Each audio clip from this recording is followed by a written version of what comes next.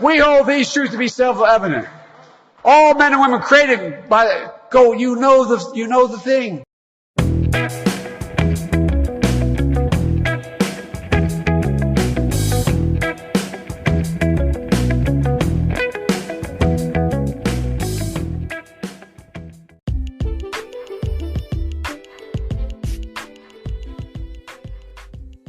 Hey there, and welcome to Strength for Tomorrow Radio. Thank you for tuning in.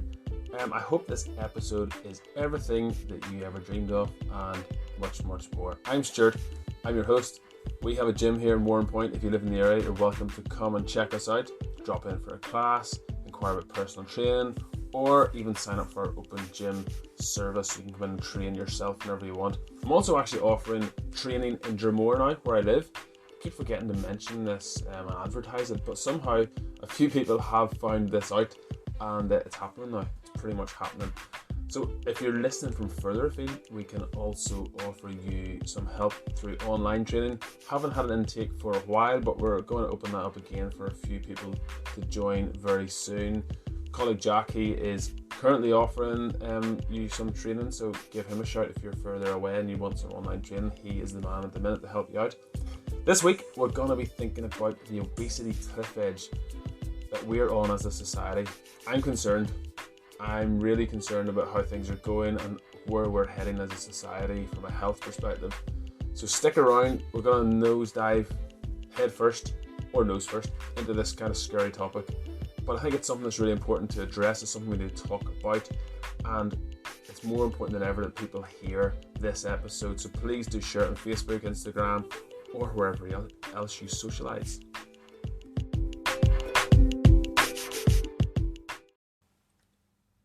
So as I said, I'm kind of concerned about the where we are heading as a society with regards to our fitness, with regards to our health, because fitness in many ways determines our health. If we live a lifestyle of just being sedentary, not moving, not eating well, not being physically fit, it dramatically increases our risk of all sorts of diseases, as I'm always banging on about.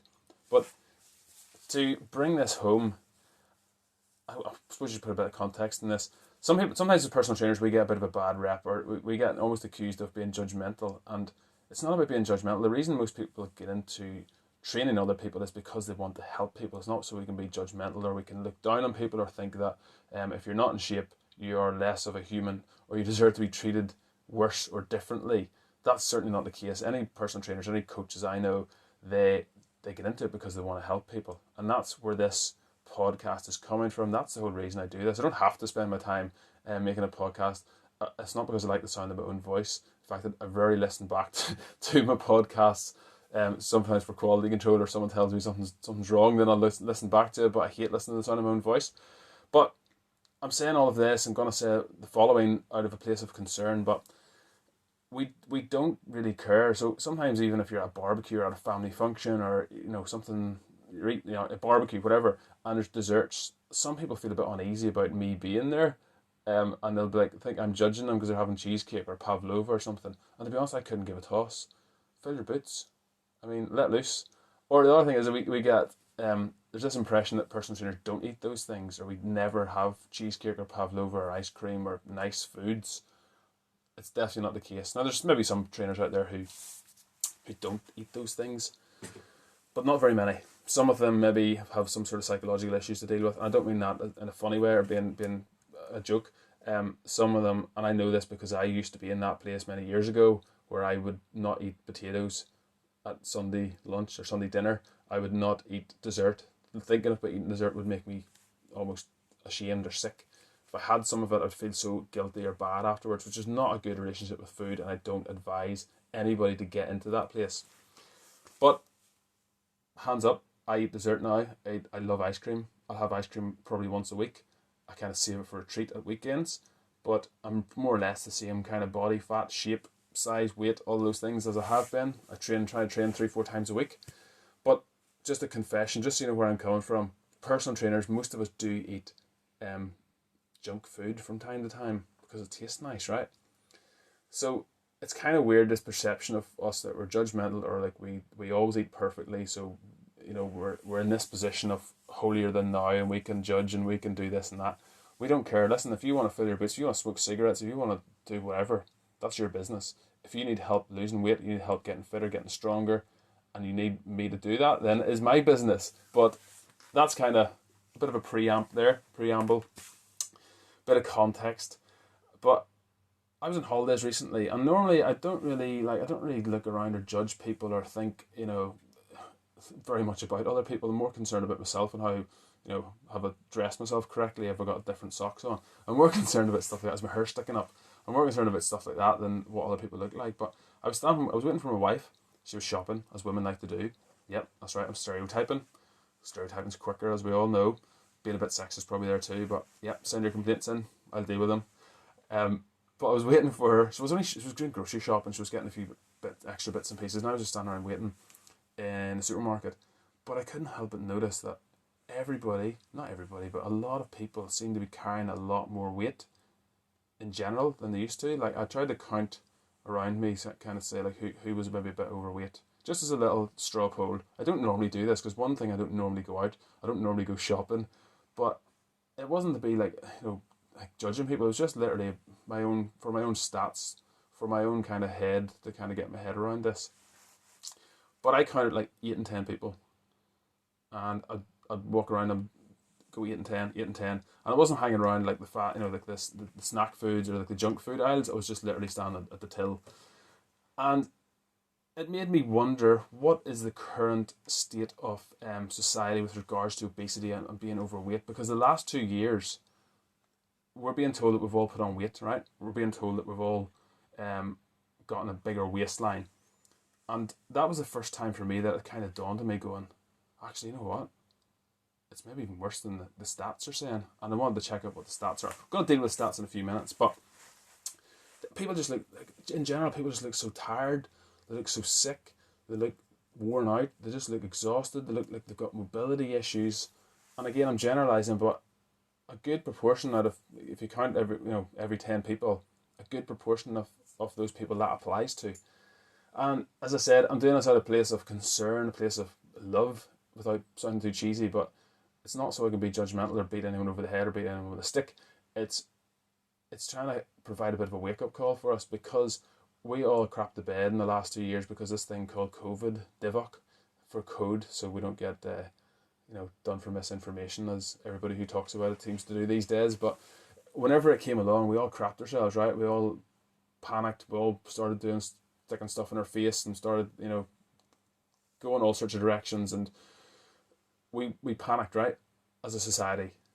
Some people didn't do it. Some people took it really dramatically. Some people's relationships with others changed forever because of how they reacted to it. And it was a bizarre time, and that was over something that was a respiratory illness. And it's pretty clear now that it affected people who are overweight and obese much more than people who are physically fit and healthy. And that's not a slight, and not being critical of people, if that applies to you, but it's just pointing out the facts. If you are overweight or obese and something like COVID comes along again, you are not going to deal with it as well as somebody who's in shape. It's just a fact. It is a fact at this point. But what is obese, first of all? So the Merriam-Webster Dictionary defines it as a condition characterised by the excessive accumulation and storage of fat in the body. The NHS describes it as, the term obese describes a person who's very overweight with a lot of body fat. Although I should point out, the NHS doesn't actually differentiate, doesn't give you a very specific meaning. It doesn't tell you how much body fat. What is a lot of body fat? What percentage is that? It gives you a range. It says if you're 18.5 to 24.5 BMI, then you're healthy weight. If you're 25 to 29.9 means you're overweight. If you're 30 to 39.9 means you're obese. And if you're 40 or above means you're severely obese. But maybe another helpful metric we can use is the waist circumference to height ratio. So for example, I'm 6'2", I have a 34-inch waist, and this means I have a ratio of 0.46, just for context. So the current interpretation is that we should, as universally, men, women, adults, should keep this under 0.5. So I would encourage you to look up your own waist circumference to height ratio to see where you're at. But if it's over 5, you might want to do something about it. You might want to start trimming back the old calories. You might want to start walking more, moving more. And according to our all-powerful, all-known UK government website, in the year November 2020, 62.8% of adults, so that's people aged 18 and over, were overweight or obese. A similar percentage to the previous year, 62.3. So that was kind of the first 6 months odd into 2020. So we hadn't experienced all of the impact of the lockdowns and gyms shutting and all that stuff, and people eating takeaways every night of the week and drinking wine. But that's a big chunk of people, right? It's nearly 2/3. I reckon it was 8 out of 10, and maybe in the area I was in that is true, but again, it wasn't the most rigorous scientific method that I used, but it was just a straw poll. But 62% is crazy. 62.3, so it's gone up like 0.5% basically since the year before. I would love to know what it is today, 2022. We might say that loads of people got out walking more, people were out swimming more, but the fact of the matter is we were also eating more. We were also eating junk food. We were also baking banana bread till it was coming out our ears. Every other person, right? Every other person you'd see baking banana bread. Don't know what it was about banana bread, but it's tasty, but still. So those are the stats. That is what's applicable to the UK, and I'd be interested to see what it would be with regards to Northern Ireland, with regards to Republic of Ireland, with regards to Scotland, England, Wales, America. I'd be interested to see what specifically those regions are, and I'm always scared to look. I'm always scared to try and find out. I don't think it's been updated very much, but you should look into it. 62% of people, how do you think they're going to cope with COVID or something similar that comes along? Because there's always going to be respiratory illnesses. Can we just accept that as a fact? There's always going to be respiratory illnesses. It's like is it number 3 biggest killer? It's always been that way for like 30, 40, 50 years. So what are some of the consequences of obesity or being overweight? Well, according to an NHS study in 2021, 10,780 hospital admissions were directly attributable to obesity. That's directly. Okay, there's lots of indirect consequences of obesity, as we know, but that's directly, which seems like quite a lot. This is in England alone, by the way. Just over 1 million, so that it was actually 1 million and 22,000 hospital admissions where obesity was a factor. So that's crazy, isn't it? You think there's 67 odd million people in the UK, and well, that's the UK. Again, this was England alone. It is NHS England. So over 1 million people. Over 1 million people, obesity was a factor. Obesity was a risk factor. It was something that contributed to them being hospitalised, which is crazy. An increase of 17% on 2018-2019, where there were 876,000. So it is getting worse. It's pretty clear from that data that it is getting worse. And then according to the Centres of Disease Control and Prevention, CDC as is otherwise known, that great bastion of truth, as the last 2 years have demonstrated, adults who are overweight or who are obese compared to those who have a healthy weight are at an increased risk for many serious diseases and health conditions. That's a direct quote from their website. So it lists them, and it's not good reading. It doesn't look good. All causes of death, mortality were increased. High blood pressure, hypertension, high LDL cholesterol, low HDL cholesterol, type 2 diabetes, coronary heart disease, strokes, gallbladder disease, osteoarthritis, sleep apnea and breathing problems, various forms of cancer, lower quality of life, mental illness such as clinical depression, anxiety, other mental disorders, body pain, and difficulty just with physical functioning, so mobility and stuff like we were saying. And then obesity in kids, it's kind of scary. So childhood obesity is also associated with psychological problems like anxiety, depression, lower self-esteem, lowered self-reported quality of life. So that's somebody actually thinking for themselves, my quality of life is not good. Which is really sad. I mean, just thinking of your kid, imagine them thinking that. I mean, that's horrible, thinking that their quality of life is less than somebody else in their class at school or something, or their cousins or their brothers or sisters. Social problems like bullying and just general stigma. So yeah, like we said, high blood pressure, high cholesterol, which are risk factors for heart disease, although that's debatable. If you look into Dr. Malcolm Kendrick's work, you will understand how flawed that theory is. But obviously, heart disease is not good. There are other risk factors which contribute to heart disease. But yeah, I put that caveat in there. Type 2 diabetes, and then, as I said, breathing problems, like just even sleeping properly becomes an issue whenever we put on weight and we're obese. And then joint problems like your cartilage gets worn, osteoarthritis, gallstones and gallbladder disease. Like there's stuff that you wouldn't even think about how it would impact you, but that is the fact. Those are the facts. They're clearly demonstrable that those are all linked to the issue of being overweight and obesity. So my question to you is, are you one of the stats? Are you in that 62 odd % of people who in the UK who are overweight or obese? And if so, are you happy about it? Are you satisfied with where you are? Like, where do you see yourself in 5 years' time? I'm not saying this just to be a bit of a prick. I'm saying this to hopefully spark you into gear, to hopefully get you to start doing something about it. Because it does come down to you. It doesn't come down to me. It doesn't come down to the government. It doesn't come down to Joe Wicks. It doesn't come down to anybody but you. It comes down to you taking responsibility and making those changes that are necessary. And we're going to discuss that. If you're not sure where to start, we're going to discuss the solution. So what is the solution to the obesity and overweight epidemic, pandemic, whatever you want to call it to? The title of this podcast is like the cliff edge. We're not cliff edge, the obesity cliff edge. And my concern is that, right, whenever the next big thing comes along, that if we are 60 odd % of us are overweight or obese, that's a vast majority of the population are not going to be able to deal with it very well. What is that going to do to our hospitals, to our society, to our businesses, to our families, if we cannot deal with things that come our way? Getting sick is part of life, right? Getting sick is just one of those sucky things. It's part of life. We get sick as kids. We keep getting sick as adults.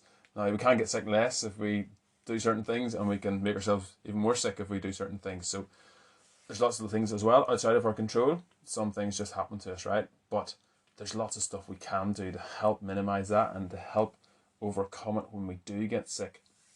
So I'm going to tell you a couple of things that you've probably heard before, but nutrition and movement. Okay, calories in, calories out. So energy balance, that is the basics of it. Okay, I'm going to run through it really quickly and I'm going to keep it really simple, but there's some factors that will influence energy in, and that is your appetite, food consumed, calories that you absorb, and psychological factors as well. So appetite, it's basically influenced by hormones that regulate your appetite and your satiety levels. Food consumed, it's influenced by availability, palatability, energy, density, education. So if you know what to eat, culture, sleeping quality as well. Then calories absorbed, it's largely influenced by your macronutrient intakes, your protein, your carbs, and your fats. Maybe preparing food, your age, your personal microbiome, health status. So if you already have an illness, then you're maybe not going to be absorbing calories as well as someone who's fit and healthy. Your energy status as well. So how tired are you? Do you work long days and things like that? And just how if you're not getting sleep and things, that's going to impact that. Psychological factors. So influenced by stress levels, your mindset, so what you tell yourself, the stories you tell yourself in your head, even your perceived control. So if you feel out of control, you're going to start doing something to make yourself feel in control, which is eating things that maybe you shouldn't eat. Your self-esteem level, if we feel crap about ourselves, we're probably going to eat crap, and then we'll feel even more crap. It's a vicious circle, right? Been there, done that. Sleep quality again. So sleep keeps coming up, right? Those are things that can affect how much energy we take in and the type of energy we take in. And then factors that are going to influence our energy out. So the calories we burn, the calories we use up every day. So energy burned at rest, energy burned by exercise, energy burned through non-exercise activity, and then energy burned by metabolizing food. So energy burned at rest, that's influenced by things like your body size, so your height and your weight, your hormonal status, your diet and history. So if you're trying to, if you're eating loads of calories all the time, your metabolism is going to be going one way. If you've been dieting a certain way, it's going to impact your metabolism as well. Genetic factors. So some people are just more predisposed to putting on weight than others, right? Some like to blame that as the main reason. It still comes down to the fact that it sucks, right? It does suck. I know people are going to eat anything and everything they want, and they won't put on any fat. It's really annoying, right? I hate those people. I'm not joking, but yeah, they're really annoying. But that's why genetic factors. As my dad would say, you can't fatten a thoroughbred, and I'd be like, yeah, whatever. Health status. So again, you've got illnesses and stuff that's going to affect how much energy you burn at rest, sleep quality, and your age. So you slow down a little bit every single year after you hit about 60 years of age, more or less. And then energy burned through exercise, so that's going to be influenced by how able you are to exercise. So if you're more mobile, you're going to be able to be more capable. If you're fitter, you're obviously going to be able to be fit enough, more aerobic capacity to burn more calories. Intensity, duration, frequency, type of exercise you choose, the environment even. So if it's really warm, if it's really cold, that's going to influence it. And then things like hormonal status, sleep quality again. So sleep quality keeps coming up, doesn't it? Energy burned by non-exercise activities, that's stuff like your health status gain, energy levels, stress levels, hormonal levels, your job. So if you've got an active job, that's going to help burn more energy. If you don't have an active job, you're going to burn less energy.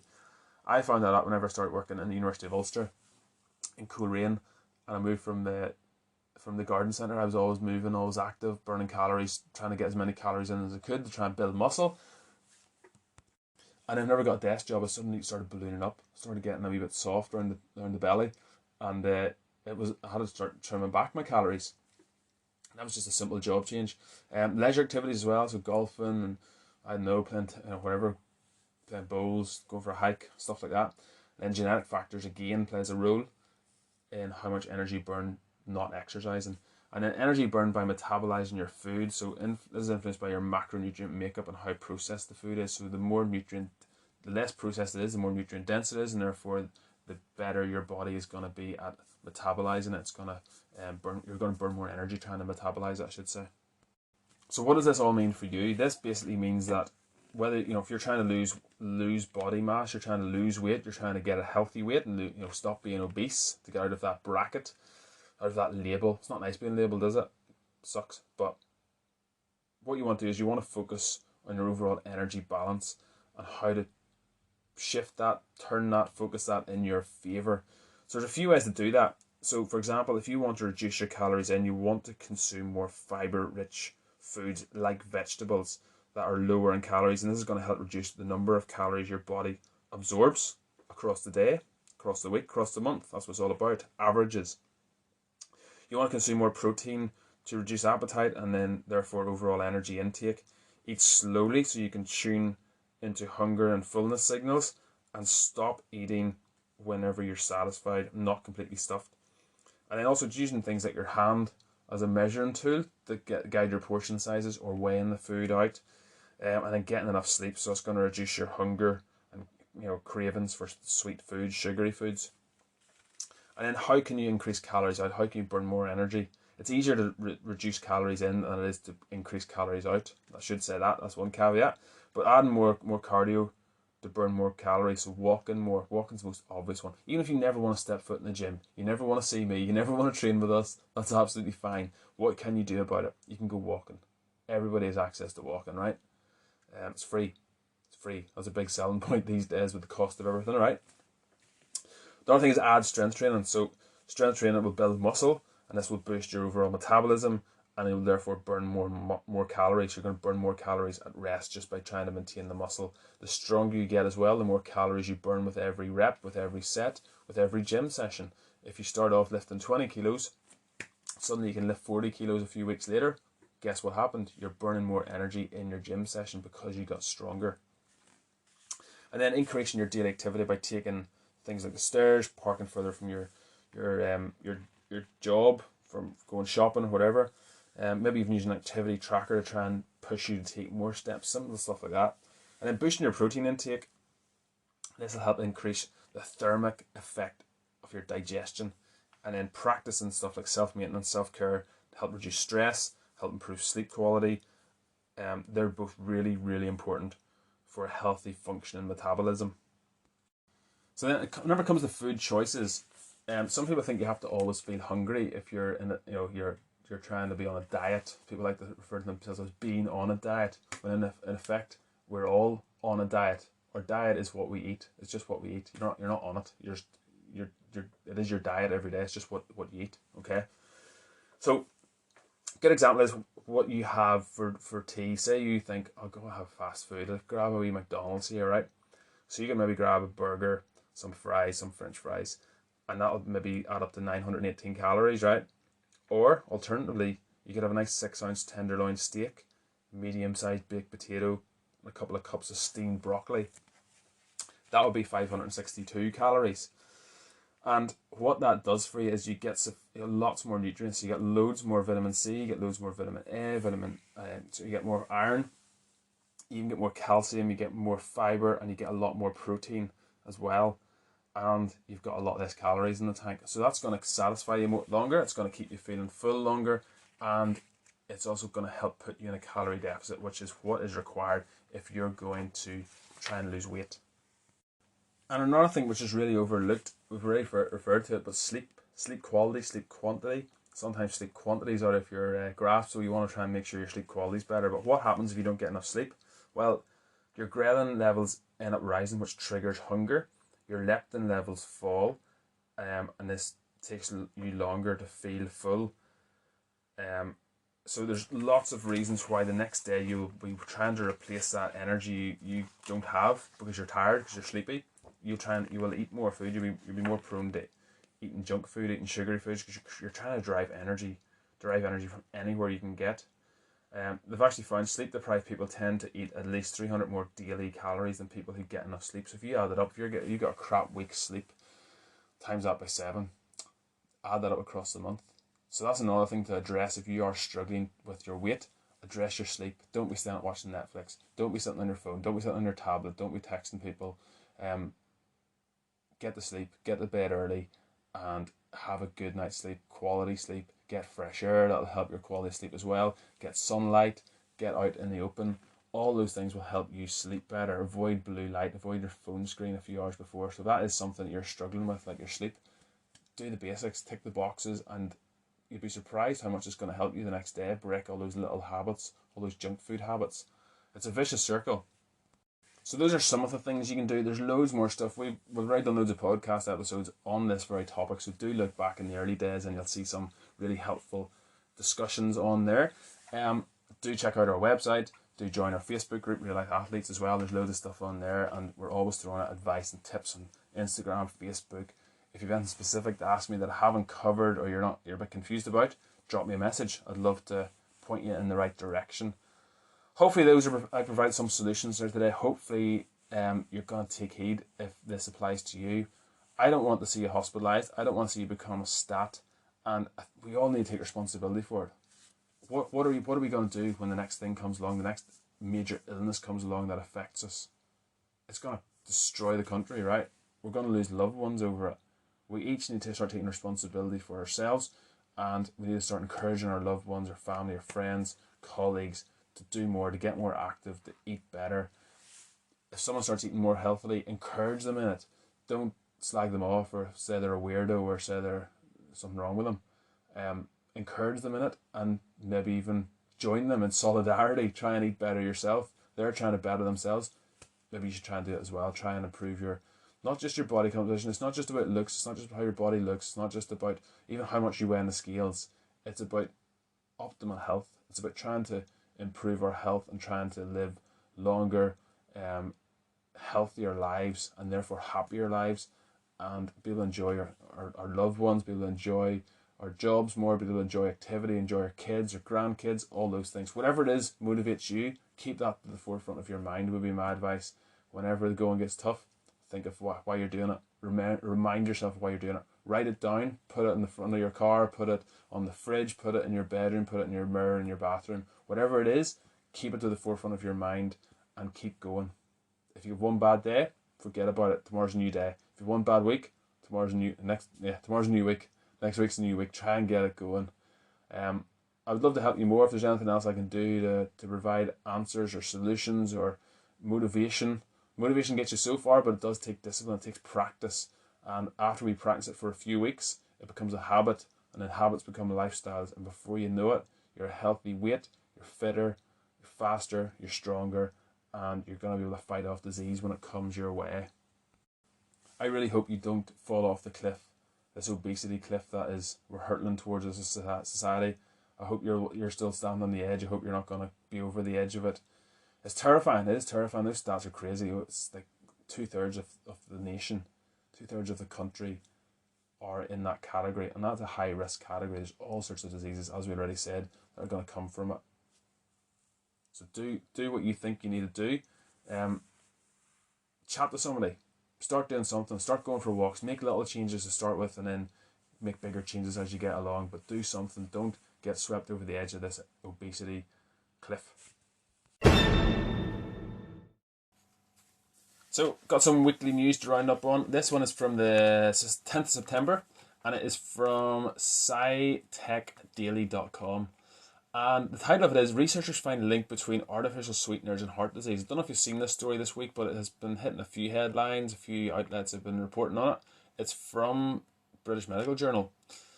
So, these food additives should not be considered a healthy and safe alternative to sugar, argue researchers. A potential direct association between higher artificial sweetener consumption and increased cardiovascular disease risk, including heart attack and stroke, has been uncovered by a large study of French adults published on 7th September by the British Medical Journal.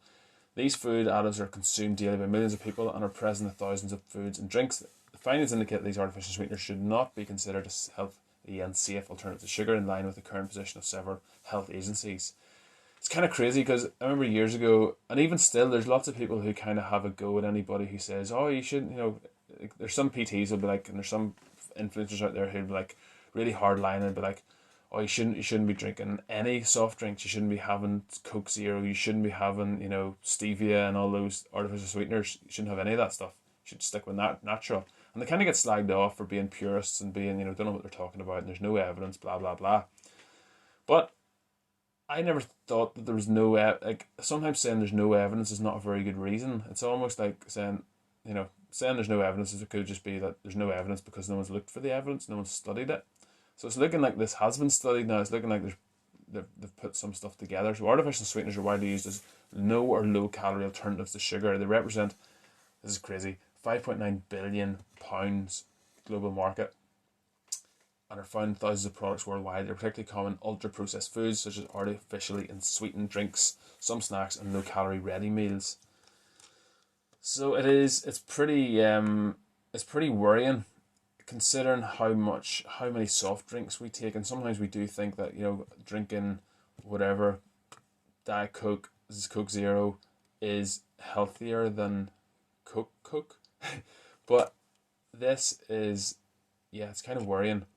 So it's in here, a total of 37% of participants consumed artificial sweeteners with an average intake of 42.46 milligrams per day. This corresponds to approximately one individual packet of tabletop sweetener or 100 mils of diet soda, Diet Coke, diet soda, whatever. Among participants who consumed artificial sweeteners, mean intakes were lower and higher consumer calories of 7.46 and 77.62 milligrams per day respectively. Compared with non-consumers, higher consumers tend to be younger, less physically active, have a higher body mass index, and were more likely to smoke and to follow a weight loss diet. They also had lower total energy intake and lower alcohol, carbohydrates, saturated and polyunsaturated fats, fibre, fruit and vegetable intakes, and higher intakes of sodium, red and processed meat. Does my head on whenever they batch those together. Red and processed meat, they're not the same thing. A steak is not the same as a sausage, never will be. Dairy products and beverages with no added sugar. However, the investigators took these differences into account in their analysis. It's kind of interesting. It's like a lifestyle trend, right? Those people who are drinking soft drinks, artificially sweetened soft drinks like Coke Zero, etc., they also don't tend to eat good fats, fibre, fruit, vegetables. It's interesting. It's interesting. During an average follow-up period of 9 years, 1,502 cardiovascular events occurred. They include heart attack, angina, transient ischemic attack, and stroke. Scientists found that total artificial sweetener intake was associated with an increased risk of cardiovascular disease. Absolute rate 346 per 100,000 person years in higher consumers, and 314 per 100,000 person years in non-consumers. So it's a pretty long article, that, but it's worth looking up. And I don't know, I'll leave it up to you. I'm not going to tell you not to take them, but I don't know if anybody would consider them safe or healthy. Like, how we like, they can't be healthy. They just can't be. It often baffled me, like, how can they taste so sweet and there's no calories in them? It's crazy. It is crazy. But one to be aware of. Our next story, it involves BBC travel. Actually, it's on bbc.com, and this was on 13th of September, so just 2 days ago. So the title of it is 4 health-conscious cities putting pedestrians first. Inspired by COVID-19's long lockdowns and safety concerns, cities are implementing pedestrian-friendly initiatives and pushing for more car-free spaces. So, where's the first one? Paris, France. They're trying to do away with roads and fully pedestrianising all along the river, apparently. Bogota, Colombia, a bit further away. And Milan, Italy. And the last one is San Francisco, USA. So, interesting, they're trying to pedestrianise it. I suppose like it's for pollution reasons and things like that, smog and all that crack, but I think it can only be a good thing from a health perspective if people are walking a little bit more, maybe taking the bike. It's going to be safer for cyclists and stuff, but it's probably going to be pretty annoying if you're a commuter, right? But it's good to see there's something positive happening. I'd love to know your thoughts on it, but would you like to see Belfast or Newry or things turned into pedestrianised zones? I suppose in bigger cities it's more difficult, right? Because it's just so hard to get around. They're just so huge. We're used to small places over here. Like you can walk around Belfast in an hour probably. Might take a little bit longer for Dublin, but you know you can get around all the main areas and pretty quickly. But some of those big cities in the world, it's going to take a while, isn't it? You're probably going to need a bicycle or something. Interesting though. Interesting that they're taking these initiatives. This one is from The Independent, and this is yesterday, 14th of September. That's the month we're in now, isn't it? Why walking speed is more important than hitting 10,000 steps per day. So we all know about the 10,000 step rule, right? We all know that we should all be walking 10,000 steps. So it says here, faster pace showed positive outcomes for heart disease, cancer, dementia, and death above the total number of daily steps taken. It's interesting. So your walking speed is just as important as how many steps you take in a day. New research suggests walking 10,000 steps. I hate to repeat stuff, but experts have now found that a faster pace, like a power walk, shows benefits beyond how many steps are recorded. The take-home message here is that for protective health benefits, people could not only ideally aim for 10,000 steps a day, but also aim to walk faster. So it's kind of like we aim to do here in training. Whenever we're in classes, we're doing personal training, we want people to improve upon yesterday. So we want people to go a little bit faster, do a little bit more work than they did the day before. And it's not surprising. We know the benefit of gradually increasing intensity, trying to keep things intense. That's why you can get a great workout in 10 minutes if you ramp up the intensity of it. And CrossFit has known this for several years now.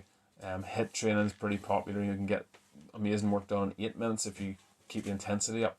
That's why HIIT training is so successful. It's so beneficial as opposed to steady state. Now, there's still benefits, but if you're just meandering, like there's a difference between walking and just sort of strolling about and dandering, isn't there? There's definitely a difference for your heart, for one thing, and how hard you're breathing. So interesting one. If you're getting their 10,000 steps, do them faster is the advice there. Next one is from neurosciencenews.com. So it says exercise hormone halts Parkinson's disease symptoms. This is from the 12th of September.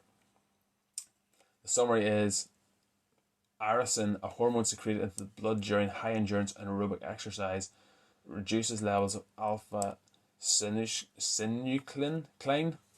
Hopefully I'm pronouncing that right. I've never seen that word before in my life. Alpha synuclein, and restores movement in mouse models of Parkinson's disease.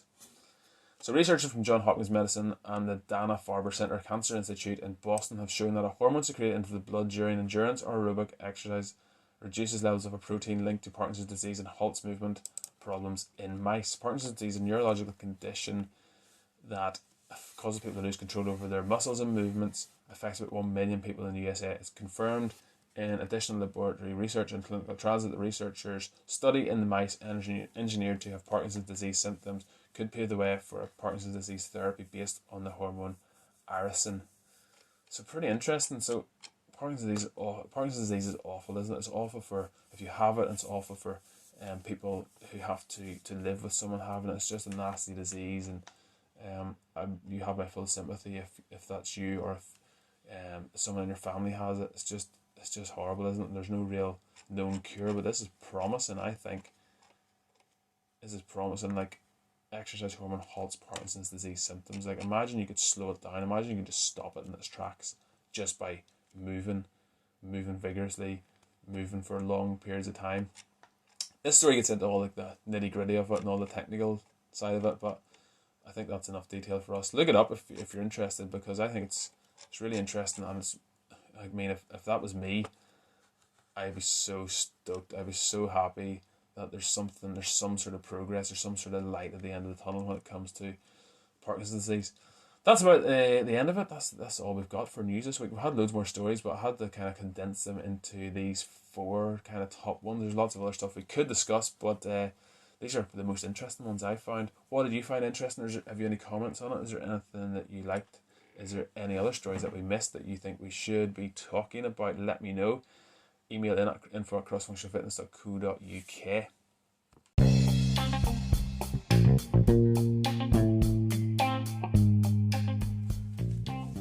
Okay, joke of the week time. You probably really missed this one last week when there was no show.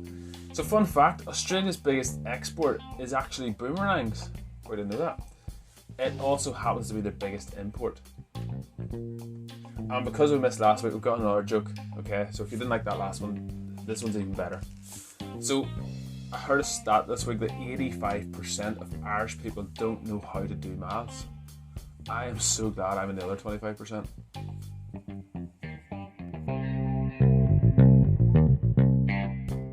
That is very much adequate.